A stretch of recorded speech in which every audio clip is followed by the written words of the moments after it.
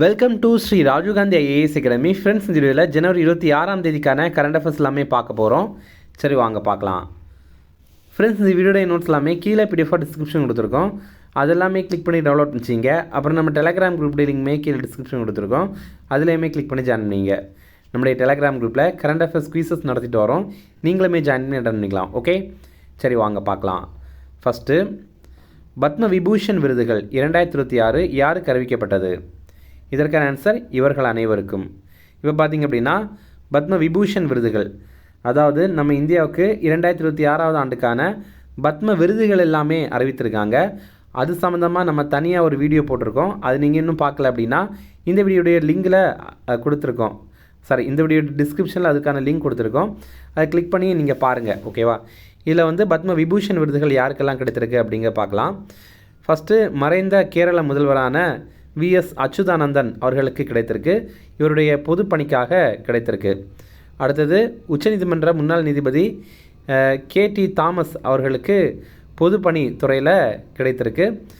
இவர் கேரளாவை சேர்ந்தவர். அடுத்தது, மறைந்த நடிகரான தர்மேந்திரா, இவர் மகாராஷ்டிராவை சேர்ந்தவர். இவருக்கு கலை பிரிவில் கிடைத்திருக்கு. அப்புறம் இசைக்கலைஞரான என் ராஜம், இவங்களுக்கு கலை பிரிவில் கிடைத்திருக்கு. இவங்க உத்தரப்பிரதேசத்தை சேர்ந்தவங்க.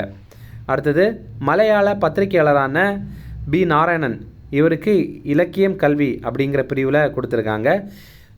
இவர் கேரளாவை சேர்ந்தவர். ஓகேவா? முழு வீடியோவை நம்ம போட்டிருக்கோம். இந்த வீடியோடைய டிஸ்கிரிப்ஷனில் லிங்க் கொடுத்துருக்கோம். அதை கிளிக் பண்ணி பாருங்கள். அடுத்தது, விண்வெளி வீரர் சுபான்ஷு சுக்லாவுக்கு எந்த விருது அறிவிக்கப்பட்டது? இதற்கான ஆன்சர் அசோக சக்கரா விருது. இப்போ பார்த்திங்க அப்படின்னா விண்வெளி வீரர் சுபான்ஷு சுக்லா அவர்களுக்கு அசோக சக்கர விருது வந்து அறிவித்திருக்காங்க. இவர் என்ன பண்ணார் அப்படின்னா சர்வதேச விண்வெளி நிலையத்திற்கு பயணம் மேற்கொண்டிருந்தார். அந்த மாதிரி சர்வதேச விண்வெளி நிலையத்திற்கு பயணம் மேற்கொண்டிருந்த முதல் இந்தியர் இவர் தான். அடுத்தது, எப்போ இது நடந்தது அப்படின்னா போன ஆண்டு ஜூன் மாதம் இவர் அமெரிக்காவுடைய ஆக்சியம் 4 அப்படிங்கிற திட்டத்தின் கீழே விண்வெளிக்கு சென்றார். அப்புறம் விண்வெளிக்கு சென்ற இரண்டாவது இந்தியர் இவர் தான் அப்படிங்கிறது இன்னொரு சாதனை. அப்போ முதல் இந்தியர் யார் அப்படின்னா ராகேஷ் சர்மா 1984ஆவது ஆண்டு விண்வெளிக்கு சென்றிருந்தார். ஃப்ரெண்ட்ஸ், நம்ம ராஜீவ்காந்தி ஐஏஎஸ் அகாடமியில் இந்த ஆண்டு நடைபெற போகிற டிஎன்பிஎஸ்சி குரூப் 1 எக்ஸாமுக்கான ப்ரிலிம்ஸ் டெஸ்ட் சீரிஸ் வந்து ஸ்டார்ட் பண்ணியிருக்கோம். ரொம்ப குறைந்த கட்டணத்தில் நம்ம இதை நடத்துகிறோம். ஸ்க்ரீனில் தெரிகிற நம்பருக்கு நீங்கள் கால் பண்ணி இதில் ஜாயின் பண்ணிக்கலாம். அதே மாதிரி இந்த ஆண்டு நடைபெற போகிற டிஎன்பிஎஸ்சி குரூப் 1 குரூப் 2 எக்ஸாமுக்கான ப்ரிலிம்ஸ் மற்றும் மெயின்ஸ் பேட்ச் ஆன்லைன் கிளாஸ் நடத்துகிறோம். ரொம்ப குறைந்த கட்டணத்தில் இதை நம்ம நடத்துகிறோம். ஸ்க்ரீனில் தெரிகிற நம்பருக்கு நீங்கள் கால் பண்ணி இதில் பதிவு பண்ணிக்கலாம். அடுத்தது, அர்ஜுன் என்ற மனித ரோபோ எங்கு பணியமர்த்தப்பட்டது? இதற்கான ஆன்சர் விசாகப்பட்டினம். இதுதான் அர்ஜுன் அப்படிங்கிற ஒரு மனித ரோபோ. இது பார்த்திங்கன்னா கிழக்கு கடற்கரை ரயில்வே இந்த மனித ரோபோவை பணியமர்த்திருக்காங்க. இந்த மாதிரி ஒரு ரயில்வே நிலையத்தில் மனித ரோபோவை பணியமர்த்துறது இந்தியாவிலேயே இதுதான் முதல் முறை. ஆந்திர பிரதேசத்தில் விசாகப்பட்டினம் ரயில்வே நிலையத்தில் தான் இதை பணியமர்த்திருக்காங்க. இதில் என்ன பயன் அப்படின்னா இது வந்து பயணிகளுக்கு உதவி பண்ணும். அதே மாதிரி இது பாதுகாப்பாகவும் இருக்கும். அதே மாதிரி கூட்ட நெரிசல் அதிகமாக இருந்துச்சு அப்படின்னா அதை இது மேனேஜ் பண்ணும். அப்புறம் ஃபேஸ் ரெகக்னைசேஷன் சிஸ்டம் இதில் இருக்குது. அதனால் முக அடையாளம் மூலமாக மனிதர்களை இதன் மூலமாக அடையாளமும் காண முடியும். அடுத்தது, இந்தியாவின் முதல் ஒருங்கிணைந்த தனியார் செயற்கைக்கோள் உற்பத்தி ஆலை எங்கே அடிக்கல் நாட்டப்பட்டது? இதற்கான ஆன்சர் குஜராத். இப்போ பார்த்திங்க அப்படின்னா குஜராத்தில் அகமதாபாத்தில் சானந்த் அப்படிங்கிற பகுதியில் தான் இதை அமைக்கிறாங்க. இது ஃப்ரான்ஸுடைய ஏர்பஸ் நிறுவனமும் இந்தியாவுடைய டாடா அட்வான்ஸ்ட் சிஸ்டம்ஸ் லிமிடெட் நிறுவனமும் சேர்ந்து இதை உருவாக்குறாங்க. இந்த ஆலையின் மூலமாக அதிநவீன செயற்கைக்கோள்கள் மற்றும் விண்கலன்கள் வந்து தயாரிக்கப்படும். அடுத்தது, ஒரு மாவட்டம் ஒரு சுவை திட்டம் தற்போது எங்கே அறிமுகம் செய்யப்பட்டது? இதற்கான ஆன்சர் உத்தரப்பிரதேசம். இது என்ன அப்படின்னா உத்தரப்பிரதேசத்தில் இருக்கிற ஒவ்வொரு மாவட்டத்திற்கும் ஒரு தனித்துவமான உணவை வந்து பிரபலப்படுத்தணும் அப்படிங்கிறதுக்காக தொடங்கப்பட்ட ஒரு திட்டம் தான் இது. அடுத்தது, தற்போது காலமான சர் மார்க் டல்லி எந்த துறையுடன் தொடர்புடையவர்? இதற்கான ஆன்சர் பத்திரிகை. மூத்த பத்திரிகையாளரான சர் மார்க் டல்லி அவர் வந்து இப்போ மரணம் அடைந்துட்டார். இவர் கொல்கத்தாவில் பிறந்தவர். பிபிசி செய்தி நிறுவனத்துடைய முன்னாள் இந்திய பிரிவு தலைவராக இருந்திருக்கார். இவரை இந்தியாவின் குரல் அப்படின்னு பலரும் போட்டுறாங்க. இவருடைய முக்கியமான 2 புத்தகங்கள் no full stops in India அப்படிங்கிறது, அடுத்தது இந்தியா இன் ஸ்லோ மோஷன் அப்படிங்கிறது. இவருடைய முக்கியமான விருதுகள் 2005 ஆண்டு பத்மபூஷன் விருது இவர் பெற்றிருக்காரு. அப்புறம் பிரிட்டிஷ் அரசாங்கம் இவருக்கு சர் பட்டம் வழங்கியிருக்காங்க, அதாவது நைட்வுட் பட்டம் வந்து வழங்கியிருக்காங்க. அடுத்தது, ஒவ்வொரு மாதத்திலும் மனதின் குரல் நிகழ்ச்சி மூலம் பிரதமர் மோடி எப்போது நாட்டு மக்களிடம் உரையாற்றுவார்? இதற்கான ஆன்சர் இறுதி ஞாயிறு. இப்போ பார்த்திங்க அப்படின்னா மனதின் குரல் அப்படிங்கிற நிகழ்ச்சி, ஹிந்தியில் மன் கி பாத் அப்படிங்கிறது, இது ஒரு வானொலி நிகழ்ச்சி. இது பிரதமர் மோடி ஒவ்வொரு மாதமும் அந்த மாதத்துடைய கடைசி ஞாயிற்றுக்கிழமை அன்னைக்கு நாட்டு மக்கள்கிட்ட உரையாற்ற நிகழ்ச்சி. இந்த ஆண்டுடைய முதல் மன் கி பாத் நிகழ்ச்சி இந்த ஜனவரியில் இப்போது இந்த சண்டே வந்து நடைபெற்றது.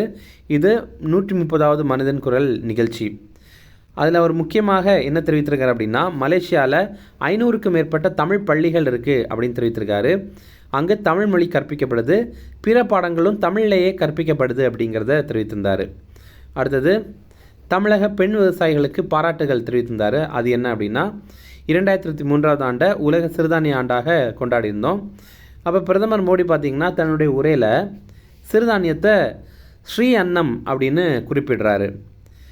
இப்போது சிறுதானிய பதப்படுத்துதல் அலகை 800 பெண் விவசாயிகள் நிறுவியிருக்காங்க. எங்கே அப்படின்னா, தமிழ்நாட்டுடைய கள்ளக்குறிச்சி மாவட்டத்தை சேர்ந்த பெண் விவசாயிகள் குழு தான் இதை நிறுவியிருக்காங்க அப்படின்னு அதுக்கு பாராட்டுகள் தெரிவித்திருந்தார். அடுத்தது, முக்கிய தினங்கள். உலக தொழுநோய் ஒழிப்பு தினம், இது வந்து ஜனவரி 25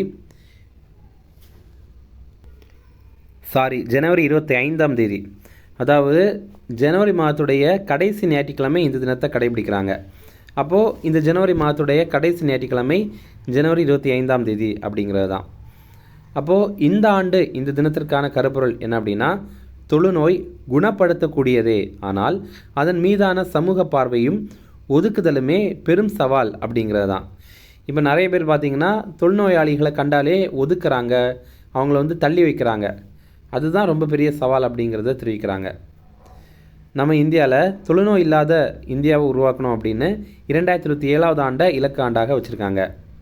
அடுத்தது, சர்வதேச சுங்க தினம், இது ஜனவரி 26 இந்த ஆண்டுக்கான கருப்பொருள் விழிப்புணர்வு மற்றும் அர்ப்பணிப்புடன் சமூகத்தை பாதுகாக்கும் சுங்கத்துறை அப்படிங்கிறது தான். அடுத்தது, இந்த ஆண்டு இந்தியாவுடைய 77வது குடியரசு தினத்தை நம்ம கடைபிடிக்கிறோம், ஜனவரி 26 இந்த ஆண்டுக்கான கருப்பொருள் வந்தே மாதரத்தின் 150வது ஆண்டுகள் அப்படிங்கிறது தான். வந்தே மாதரத்தின் 150 ஆண்டுகள் அப்படிங்கிறது தான். இந்த ஆண்டு இந்த குடியரசு தின விழாவுக்கு சிறப்பு விருந்தினராக 2 பேர் கலந்து கொண்டாங்க.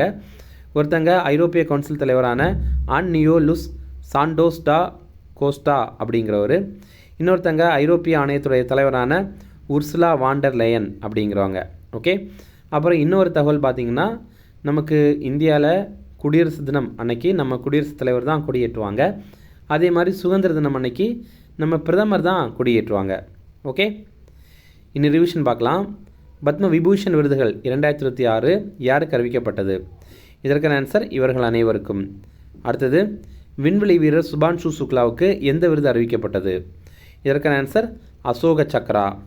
அடுத்தது, அர்ஜுன் என்ற மனித ரோபோ எங்கு பணியமர்த்தப்பட்டது? இதற்கான ஆன்சர் விசாகப்பட்டினம். அடுத்தது, இந்தியாவின் முதல் ஒருங்கிணைந்த தனியார் செயற்கைக்கோள் உற்பத்தி ஆலை எங்கு அடிக்கல் நாட்டப்பட்டது? இதற்கான ஆன்சர் குஜராத். அடுத்தது, ஒரு மாவட்டம் ஒரு சுவை திட்டம் எங்கு அறிமுகம் செய்யப்பட்டது? இதற்கான ஆன்சர் உத்தரப்பிரதேசம். அடுத்தது, தற்போது காலமான சர் மார்க் டல்லி எந்த துறையுடன் தொடர்புடையவர்? இதற்கான ஆன்சர் பத்திரிகை. அடுத்தது, ஒவ்வொரு மாதத்திலும் மனதின் குரல் நிகழ்ச்சி மூலம் பிரதமர் மோடி எப்போது நாட்டு மக்களிடம் உரையாற்றுவார்? இதற்கான ஆன்சர் இறுதி ஞாயிறு. அப்புறம் போன வீடியோவில் நம்ம ஒரு கேள்வி கேட்டிருந்தோம், என்னென்னா நிதி ஆயோக்கின் முதலாவது துணைத் தலைவர் யார் அப்படிங்கிறது தான். அதற்கான ஆன்சர் வந்து ஆப்ஷன் சி, அரவிந்த் பணக்காரியா அப்படிங்கிறது தான். நிறைய பேர் இதை கரெக்டாக ஆன்சர் பண்ணியிருந்தீங்க, எல்லாருக்குமே வாழ்த்துக்கள்.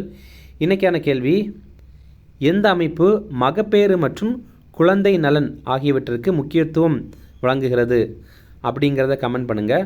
Option A Bharat Nirman Yojana, option B Rajiv Awas Yojana, option C தேசிய ஊரக நல அமைப்பு, ஆப்ஷன் டி தேசிய உணவு பாதுகாப்பு திட்டம். இதில் கரெக்டான ஆன்சரை கமெண்ட் பண்ணுங்கள். இந்த வீடியோ பிடிச்சிருந்தால் கண்டிப்பாக லைக் பண்ணுங்கள், நம்மளுடைய சேனலுக்கு சப்ஸ்கிரைப் பண்ணிச்சிங்க, உங்கள் நண்பர்களுமே ஷேர் பண்ணுங்கள். Okay, thank you.